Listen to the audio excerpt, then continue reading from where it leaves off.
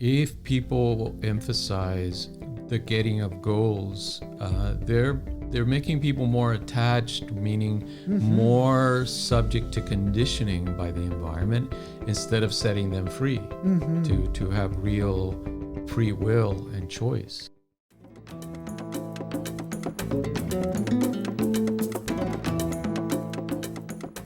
Hello, welcome to another episode of Soul Sessions with Creative Mind. I'm Deborah Burnt Maldonado, and here with Dr. Rob Maldonado, and we are diving into the greatest minds of psychology. Today we're talking about B.F. Skinner. Yes, and about habits and conditioning.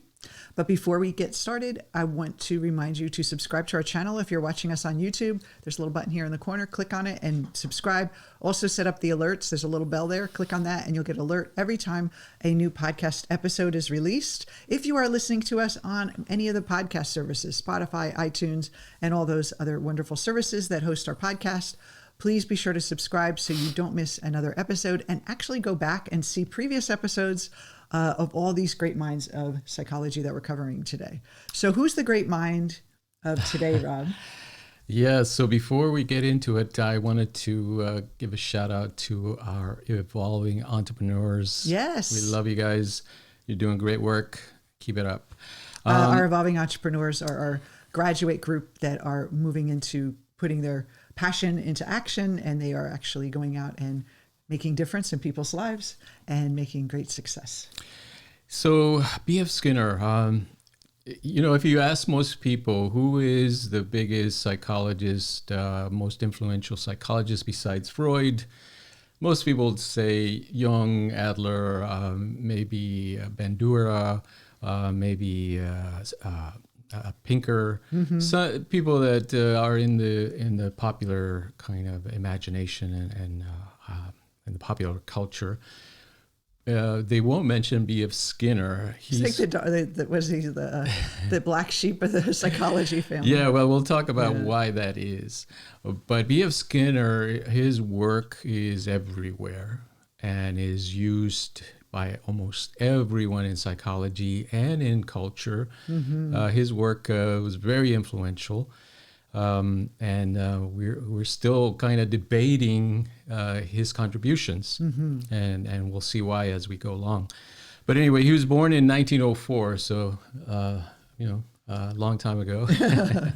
Before we were born. Yeah, before we were in first grade, and then studied at Harvard, or no, actually taught at Harvard from 1948 to about 1974. He wrote some incredible books, including, and this is recommendation, and we'll put it we'll put a link below. This book called Beyond Freedom and Dignity that came out in 1971, which was very controversial at that time as well. So, had you heard about Skinner before? Not until I met you. I never heard of Skinner, and I just remember when we were first starting to train our coaches, you brought it up, and I was learning along. I never heard of him, but I've heard of the ideas and these experiments that he was doing, but yeah, very fascinating.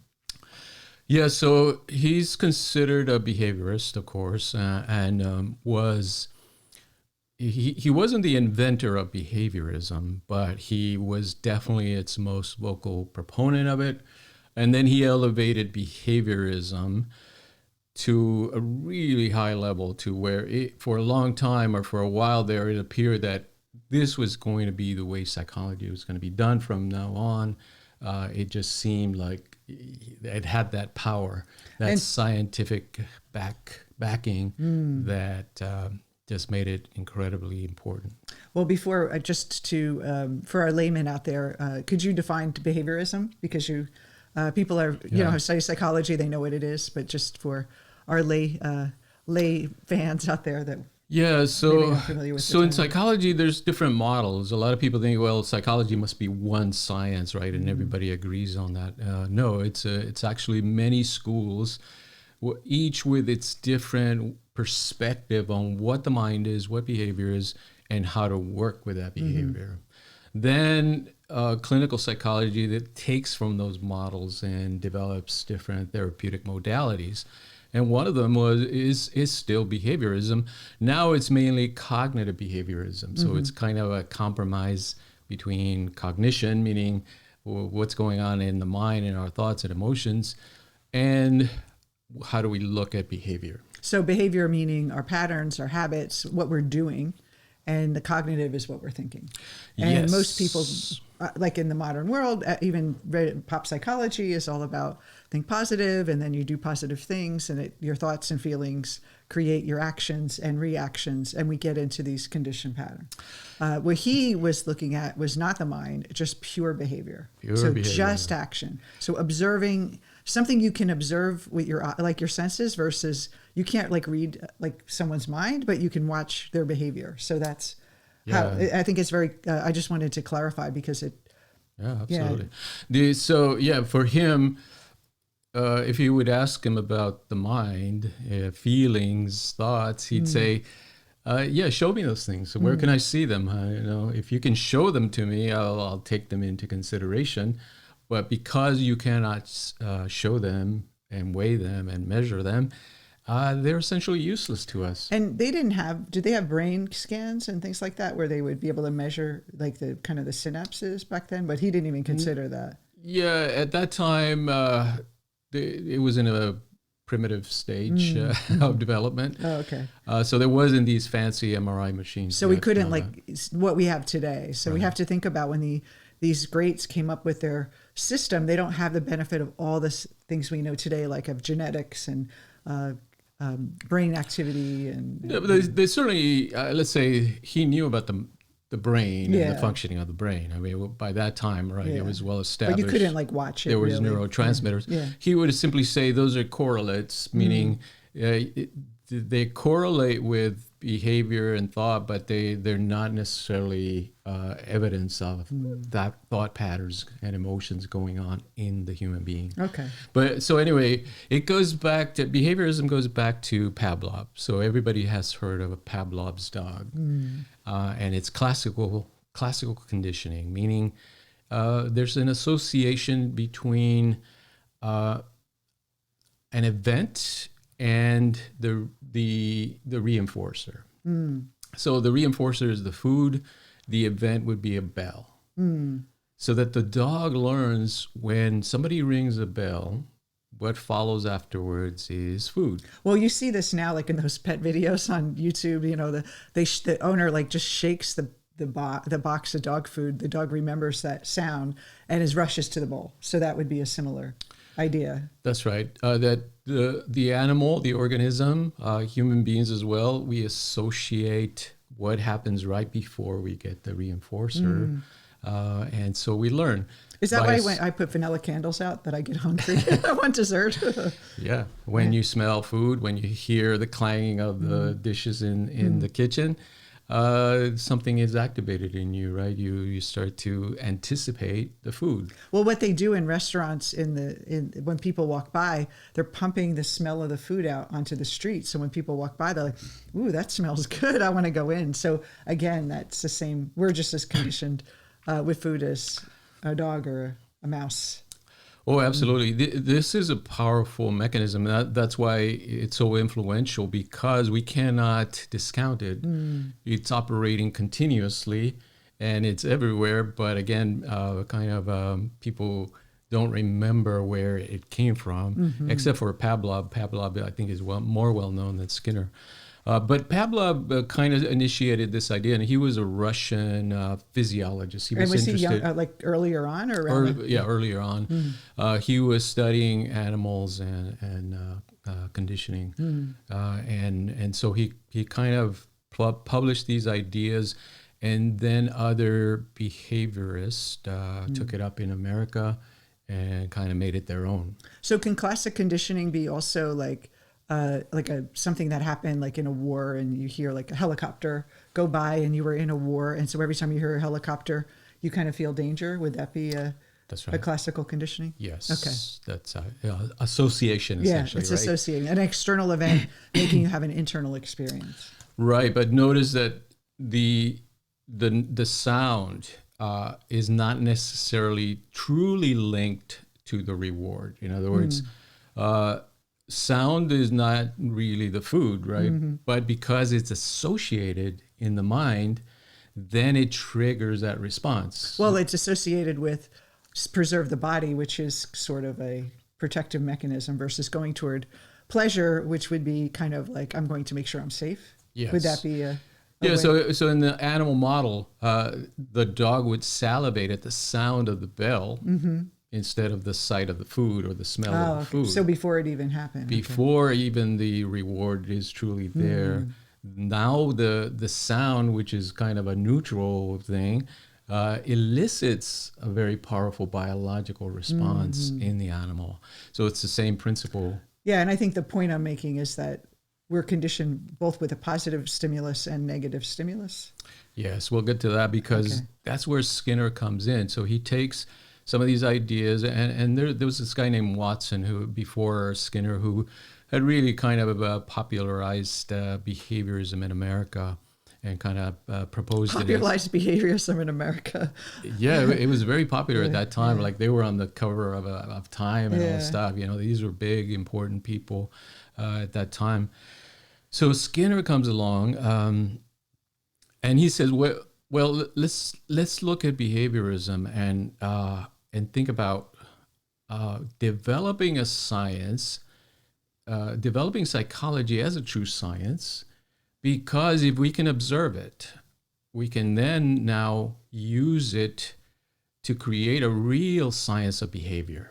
Well, I think with Pavlov's, it's like waiting for that stimulus to happen, like passively, like we're kind of passively, like when those experiences happen. And then what Skinner was doing is like creating the conditions for the stimulus. Is that what? No, actually, Skinner was more reacting towards psychoanalysis, which was very popular right before he came into the picture. So it was Freudian stuff that was popular, and Jungian stuff, and Adlerian psychology that was popular before he came in. And Skinner was like, you don't really need to work at the Yes, moment. from his point of view, he was saying, yeah, you're talking about dreams and instinct and desires and intuition. We can't see any of that stuff. So you can't measure the. You can't see it. You can't measure it. So you're essentially speculating on this black box. He thought of the brain or the mind as a black box that we cannot look into. And so that's where that term comes from. Yeah. So he said, well, what's the point of developing a psychology based on this black box that we can never really see directly into? You're essentially creating a false science, basically. Or even like a false sense of control. Like if you do these things, you're going to, if you think positive, you'll have positive things happen in your life. And he's saying, no, it doesn't matter. But that's why he's in his own little world, because no one else wanted to think that. Well, no, and he was very influential and very important. Again, he was on the cover of Time, right? And everybody thought, man, here's this guy who's going to now take psychology to the space age, right, into modern times. And for a while, behaviorism became the psychology in America. Because it especially. was more scientific, because you can observe it where you can't observe thoughts. That's right. So let's talk about, I love the Skinner box. What are some of the things that, how did he come up with his theory on behaviorism and the tests that he did? I think those are fascinating. Well, that's why he was so powerful, because he actually demonstrated his principles. And you can see it and observe it very easily. Yeah. So it wasn't just theory. He was saying, I have the evidence, I have the data. You can look at it and you can observe it, and here are the numbers, and here's the data right on this theory. So yeah, he developed the Skinner box, which is now, if you're interested, look up on YouTube, look up Skinner box experimentations or experiments. Very interesting stuff.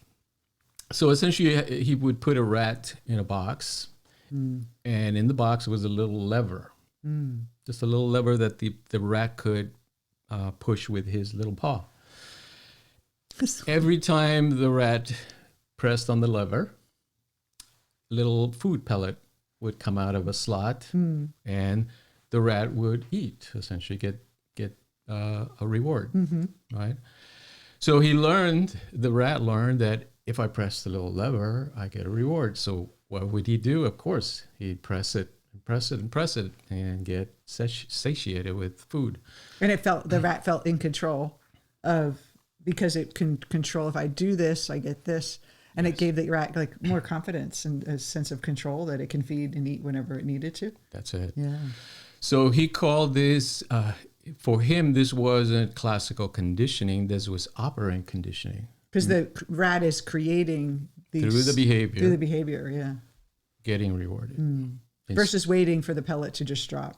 Right. And associating it with something. That's right. Yeah. Okay. There's still kind of an element, of course, because let's say the association becomes that if I press this, I get that. Yeah. Yeah. But Skinner was saying, yeah, but it's the rat's behavior, right, that is creating the conditions. Yeah. And getting, versus the external action that's creating the conditions. Right. Something unrelated to. And we all want that, right? We all want to feel like if we take an action, we're going to get a certain result. We're all attached that way. Okay. Right.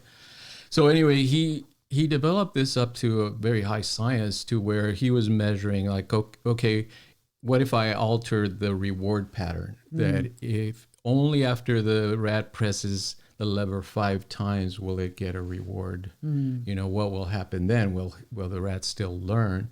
To hit five times now. Yes, sure enough. You know, the rat would learn that, it takes 5 times for me to get the reward, and it would condition the rat to perform that action. So he started to developing this whole theory that the environment is continuously shaping our behavior. And he demonstrated this through other experiments. And one of the hallmarks of a good model, a good psychological model, is that it can predict and account for behavior. So they asked him, okay, can you account for superstition, for example? And sure enough, there's an actual video of this. The pigeon? Of a pigeon performing very bizarre actions because of the rewarding of a certain kind. So the pigeon would like flap its wings, and then the word would come out, and be like, okay, I'm going to flap my wings, and then the word would come out, and then it would not for a while, and then it would turn around, and then all of a sudden it was like a random kind of pellet, and so then the pigeon started coming up with this elaborate dance because it thought if I repeat everything, then the pellet will come, and then it kept learning more and more of this kind of ritual until it just became. And this is where like the tribes and early man were probably doing these rituals. Oh, it rained. Let's do that again. I know, like in sports, I'm not going to shave for the playoffs, and you see them with their beards, and I can't do this. And Nadal, the famous tennis player, has this whole ritual. They call it OCD, but it's like a ritual he does before he serves, because it's this. If he doesn't do it, he feels like it's going to jinx him. And so that's the conditioning. So it's almost automatic. And then there's a fear of breaking that conditioning, or breaking your action because there's a fear you won't get that reward. Yeah, exactly. So there you see the power of the reward. So Skinner kind of outlined three important operants. One is kind of the neutral stuff, right? That's in the background, but that doesn't really seem to be associated with the reward. But he says then you have reinforcement. Reinforcement is the result that has a positive reinforcement on your behavior. And positive reinforcement simply means that you're going to tend to repeat that action. Well, they teach us in parenting, right? The positive reinforcement. Yes. Then there's negative reinforcement, and it's not what people think. It's not punishment. That's another one. Negative reinforcement is like when you take away something, but the behavior still increases. So if you tell your kid, for example, if you do your homework, you don't have to do the dishes today. So you're taking away the task of washing the dishes, which is a negative thing, but it's reinforcing the behavior studying or so if you reach homework. Your goals, like a team member reaches their goals, we could say, oh, that's you don't have to do you don't have to work TBS tomorrow. report. If you reach your goals, you don't have to come in on Friday. Right. Yeah. That's negative reinforcement. So it's not giving something, but also taking it away. And then taking something away is actually a positive, elicits a positive kind of. Anything that increases behavior. the behavior, certain behavior is a reinforcer. So, and then we so it's talked positive about, or negative. But then we're not talking about feelings, like where I think when you say that Skinner did not talk about you feel good or you feel bad. It was more behavior and punishment and reward. Yeah, so punishment is actually when you emit a behavior and you get punished by it. Like if the rat gets a shock when it presses the lever, that's a punishment, right? It's an aversive kind of stimulus. Yeah. So like I think there was one where the light had to be on and the lever had to be pushed only when the light was on. And if you pushed the lever before the light was on, they got punished, and then they learned to do it at the same time. And then you had said that they changed it made it random, where they didn't know when they were going to get the reward. And like they couldn't figure out what the mechanism was, where it was so confusing. And was he the one who came up with that learned helplessness, or is that later on? That was later on, but it was associated with Skinner's. that. Yeah, with kind of working on those principles. So if you have if you're a kid and you know that when I do this, I'm rewarded, or I get something, you don't have to do hard work anymore, I get out of my chores, you know what to expect. But when it's ambivalent or uncertain, that sometimes, when I clean up the dishes, my mother's happy, and sometimes she's mad at me.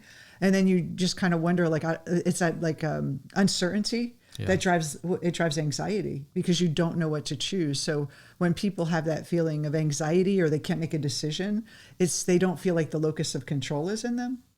And then you just kind of feel like, whether I do it or not, it doesn't matter. And you lose that kind of motivation. Is that where motivation comes from? Yeah. Or am I getting far ahead? Yeah, you're kind of going into other models. Okay. Skinner was, and this is part of the reason he was criticized, and also why we're not talking about him as much today, because he was a radical behaviorist. He anything that smacked of thought, feeling, and motivation. Decision, He says, you're simply speculating. You're going into an unscientific perspective. So, but let's consider his model just from behavior. Yeah, from the point of view of behaviorism. So let's use something we all know and have experienced. The dating. Yes, the dating we all know. Right. Well, yeah, when I was a relationship coach back in the early part of our career, I was working with a lot of people dating online. And they would get their phone out and they go on their apps. And if they were getting, dates, and they were getting, some people liking them back, and they were getting something out of it, they would continue and be like, yeah, I love online dating. But a lot of them would go on and say, no one's responding. I don't see anyone I like.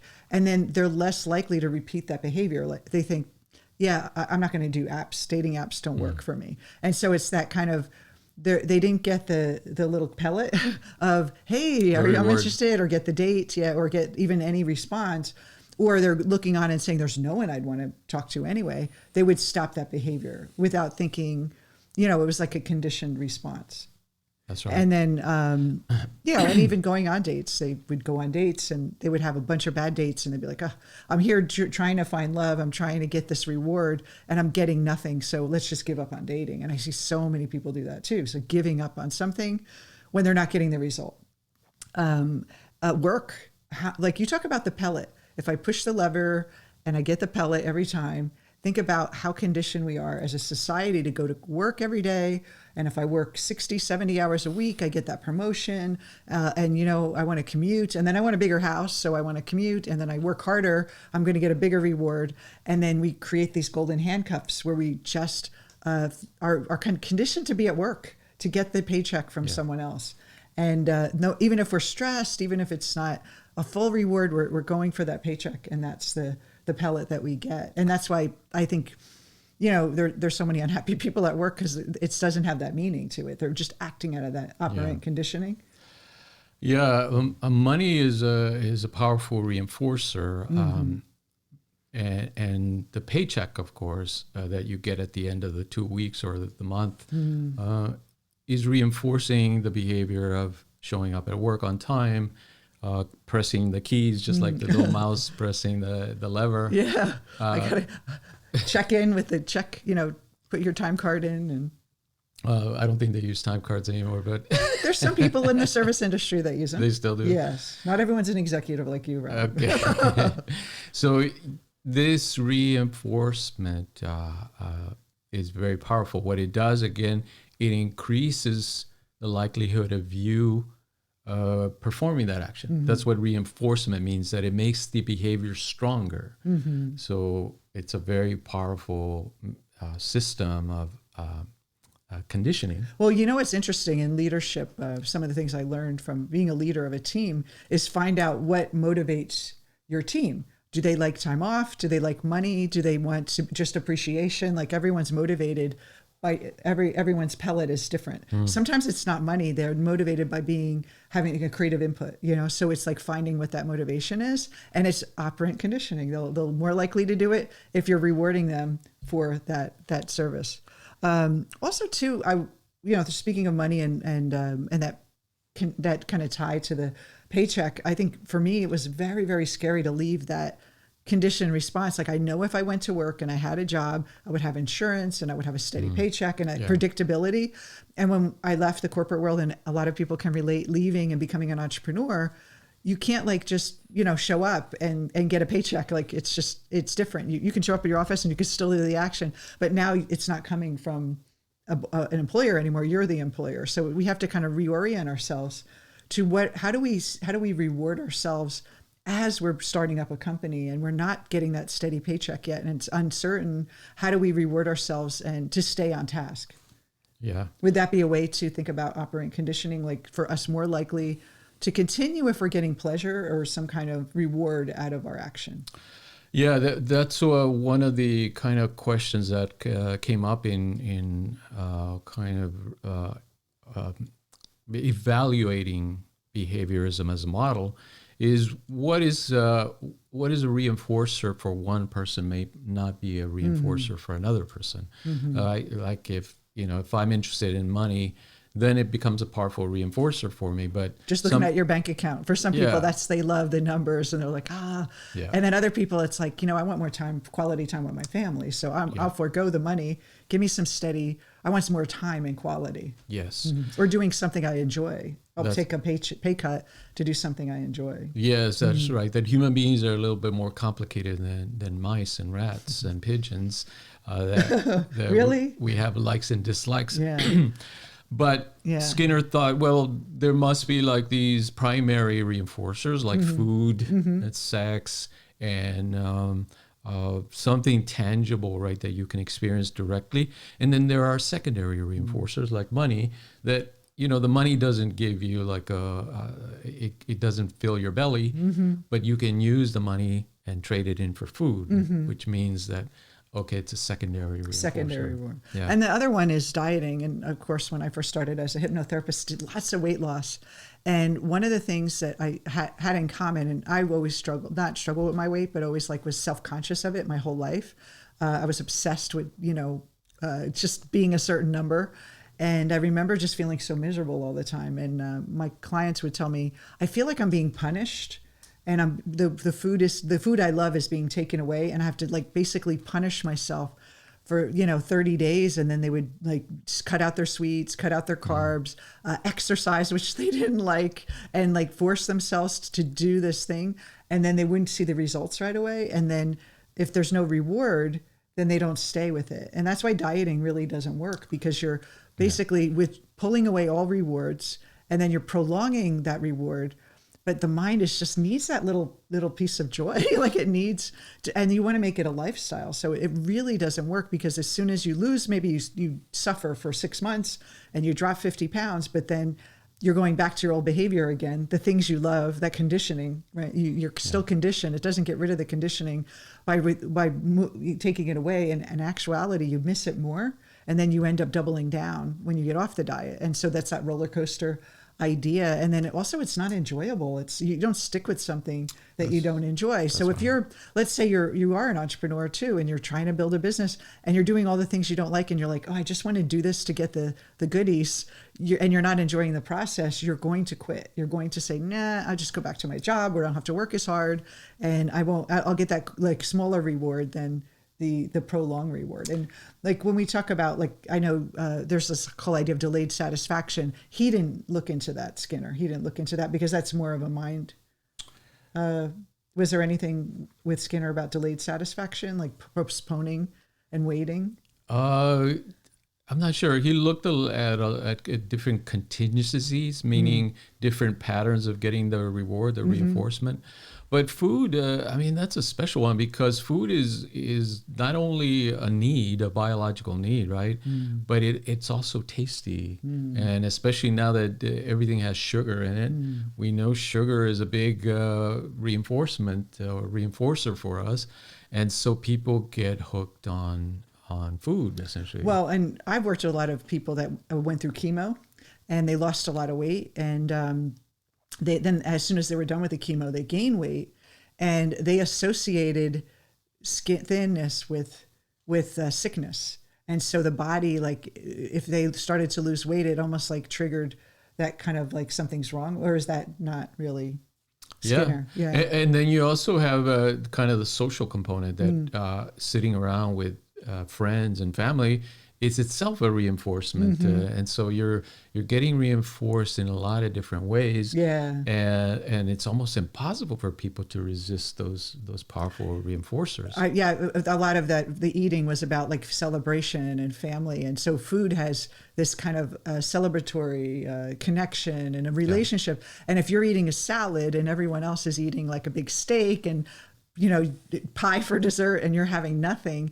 you're kind of left out of that kind of like a joint experience. Is that kind of reinforcer, like everyone's enjoying the same thing? That's right. And then you feel that punishment again, like there's something wrong with me. I'm bad because I can't have my and if you cookies. notice, the people that are able to do these things, they make being thin or being fit and working out a stronger reinforcer for them than having that meal and being in their reward is like, how many muscles can I build? And so when those things kind of replace the satisfaction of eating and being with friends and family, then people are able to make those changes. So, and again, we're simply taking Skinner's perspective. Yes. We're not saying this is the way it should be, but it's that's good to know. Perspective. And it's good to know this like powerful force that we're working against when we're trying to make change. We want to understand like how powerful the power of habit is and conditioning, and that it takes effort. And I think a lot of people, like, and I know for myself, like trying to break habits, they're hard on themselves when they can't stick to something. And you have to understand that you're going against the tide, like you are swimming against the grain and to make a change. And so these deep unconscious reinforcers are there.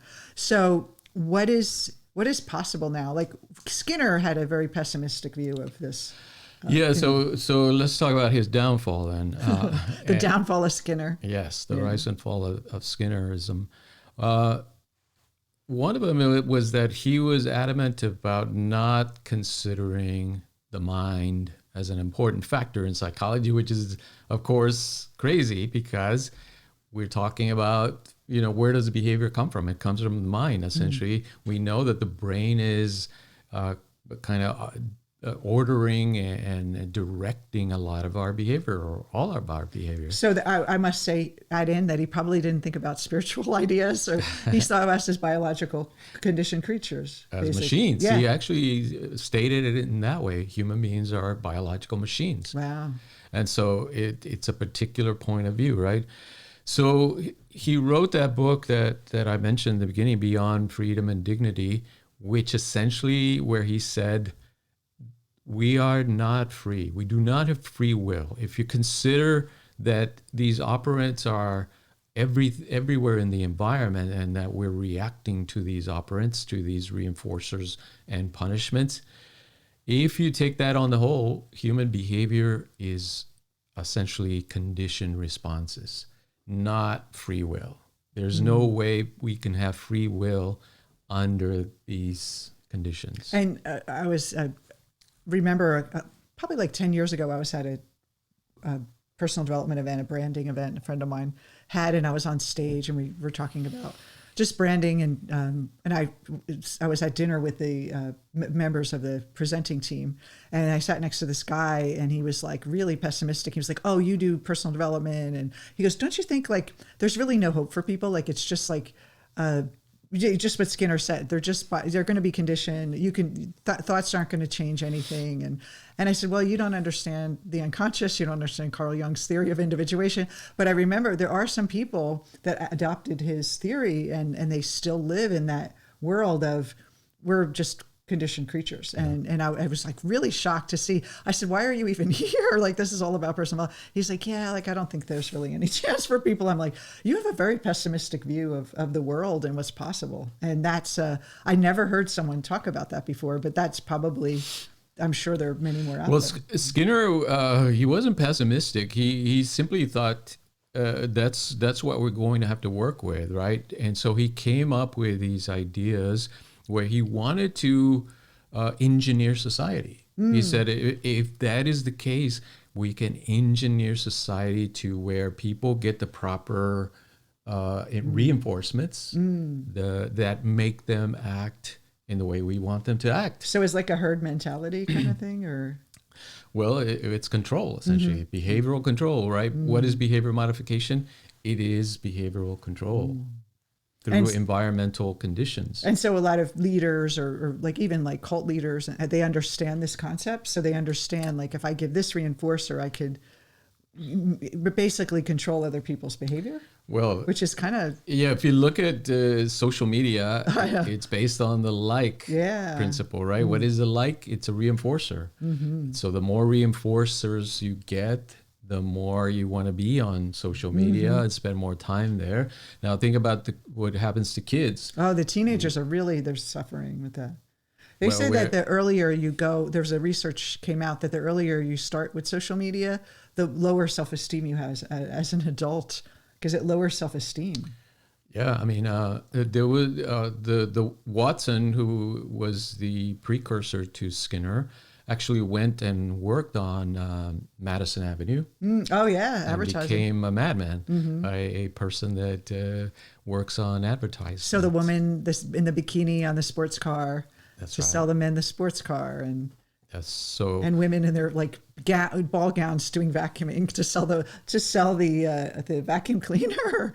Yeah, like it's so glamorous to do housework. Yeah. So these companies and organizations, they know these principles and they know they work. They've been tested and they're very powerful systems.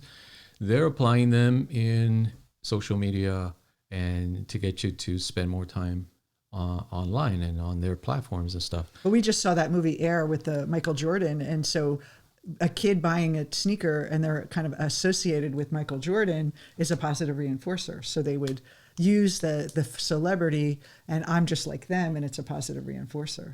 That's powerful. That's right. Yeah. So is there free will according to Skinner? No. It's an impossibility. According to Skinner. According to Skinner, there is no free will. Now, when I was studying some of Skinner's work, it was during my master's degree, but I had a very good teacher who kind of forced us to look at all the experiments and really think about them and to see if there was any loopholes in his theory. And there was a little loophole there that there was some rats that actually examined and were curious and explored their environment, the mazes and stuff, without being reinforced. In other words, just the joy of just like curiosity. The kind of the exploration perhaps itself was a reinforcer, I guess Skinner would say, but still there was a loophole here, because if they were not being reinforced by the cheese or the food pellet, what prompted them to behave, right, to take action.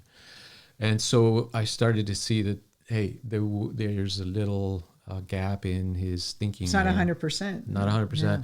Then at the same time, I was reading the Bhagavad Gita, which is talking about karma. Now, karma, of course, most people would not associate it with behaviorism, but it's intimately tied to it because the ancients were aware of this conditioning power of the environment, and they call it conditioning actually, or it's translated as conditioning. But it is essentially the same question: are we free to act, or are we simply acting because we get the reward, right? Because we get the reinforcers from the environment. So it's like attachment to the reward, like, and they practice non-attachment. So if you act, whether you get the reward or not, that's when you're free. That's it. So the answer is that if you never develop this non-attachment to the reward, meaning this ability to act without trying to get the reward. So in essence, it would be, are you willing to work not for the money and not for the reward, but simply for the sake of fulfilling your desire to work, right? You're taking that action. So the reward is in the action itself versus the fruits of the action. So you're feeling aligned with your purpose, taking an action, like this is part of who I am, part of my duty, part of my passion, like an artist who just, yes. creates art, a writer who just wants to write stories, and then they don't care if it sells or not. They're doing it almost in that, and there's that kind of freedom, and there's actually more creativity because you're not attached. And there was an experiment where kids in kindergarten where they were rewarded for they saw that they were drawing while they were waiting for their parents, and they were like, "Hey, we should do a contest."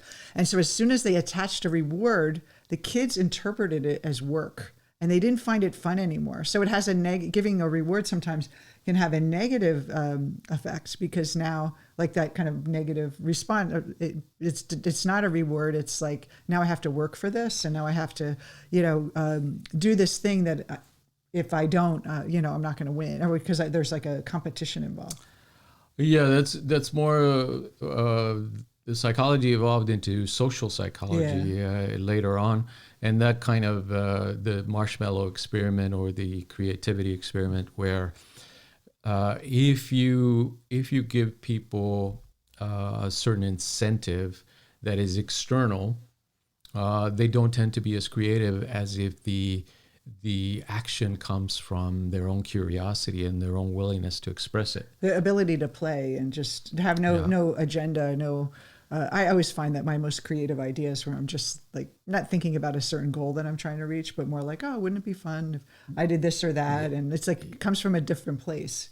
It comes from like that deeper spiritual place of like insight, our essence. Yeah. So intrinsic motivation is the desire that comes from within you. Extrinsic motivation is the desire to get the reward for your action. And so Skinner didn't come up with intrinsic because he didn't think they had any chance. But you're seeing that with the rats going through the maze by themselves, they had an intrinsic motivation. That's right. Okay. That's right. And so it's both. Can you act out of pure conditioning? Yes. And most people, I would say, act out of that pure conditioning, because if you think about how we're conditioned from the time we're kids on, we always, adults always emphasize, you want to act to get the reward. Why do you want to study? So you can get good grades. Why do you want good grades? So you can get the job. Why do you want to get the job? So you can get the money and the prestige. In other words, the message always is, you should act to get the reward. It's implied in everything. And we're trained to get the A in school and then get good grades so you can get in college, and then get good grades there, and then get a good job, and then get more pay. And we're like always chasing these rewards. So if you're acting that way, there is no free will. You do not have free will. You're simply acting out of your conditioning, out of the environment.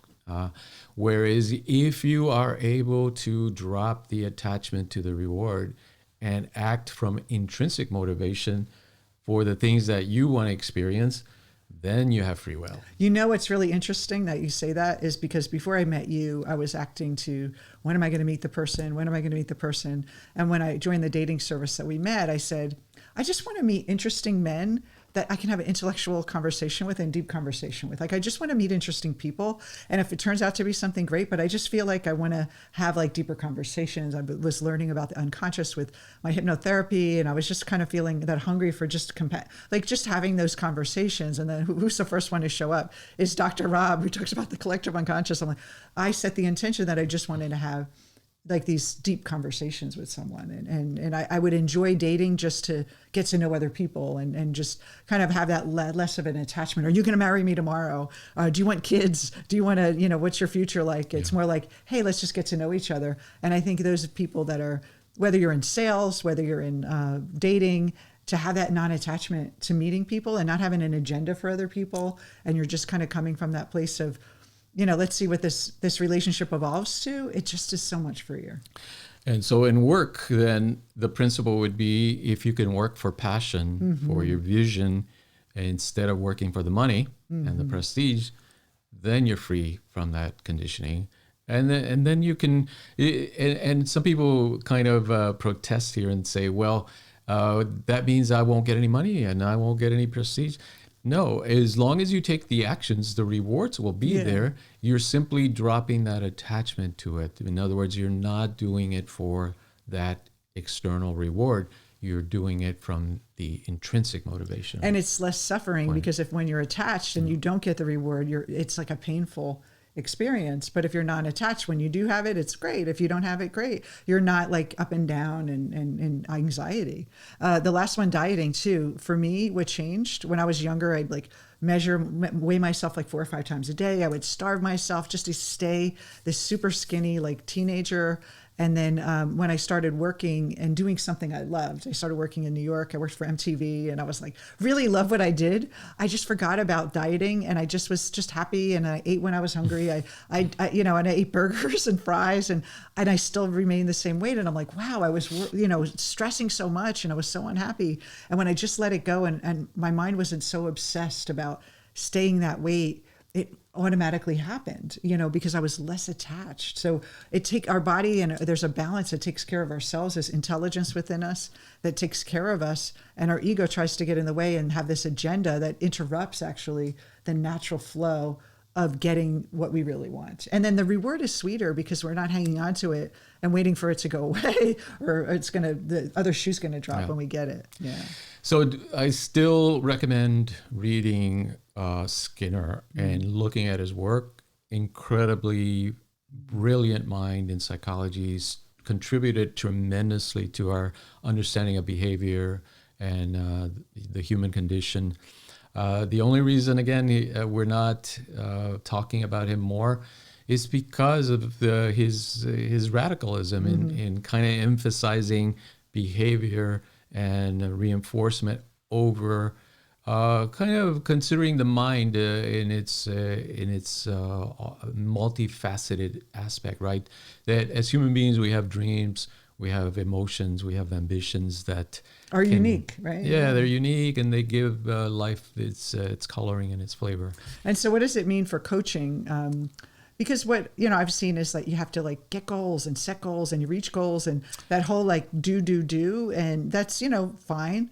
But coaching needs to include less of just what you can see the person's behavior or even hear their thinking or their conscious thinking, is that we have to go deeper into the unconscious and see what is really going on. You just want to reprogram a person, because then you're just seeing a human being as a machine like Skinner and saying, I'm just going to reprogram you to be a better machine versus I want you to individuate, which is what Jung said, is to become this like unique, free thinking, conscious person. Yeah, definitely. That if people emphasize the getting of goals, they're making people more attached, meaning more subject to conditioning by the environment, instead of setting them free to have real free will and choice. And a lot of times people make these goals and then they look and say, well, why did I want that goal anyway? Like everyone's saying, this is a goal you should achieve. And then it's not even in their heart. They're just acting on autopilot, trying to get this goal. And then they reach it and they're just not as satisfied. I saw that in the music industry, the one-hit wonders. They would be like working their whole life to get that big hit. And they'd get the big hit and they'd be like, yeah, that's not really what I thought I was going to be. And so again, that attachment to results is really the the thing we need to break to be free. So Absolutely. was a juicy conversation. We could talk about Skinner forever, but we don't want to because we have to move on to other great minds. And we are going to continue this series on the great minds of psychology. If you do not want to miss the next episode, don't forget to subscribe here. If you're watching us on YouTube, or if you're listening to us on the podcast services, make sure you subscribe so you get the next episode. We're going to continue this series. And so practice watching yourself this week. See how conditioned you are to things, and even the stimulus, so that classical conditioning, what stimulates you to motivate you, or the associations you make in your life for rewards. Yes. And the final message is that we can break free of conditioning. Yes. And we don't want to recondition ourselves. We want to break free completely and have that free will. And that is possible. So take care, everyone. Have a great day, and we'll see you next time.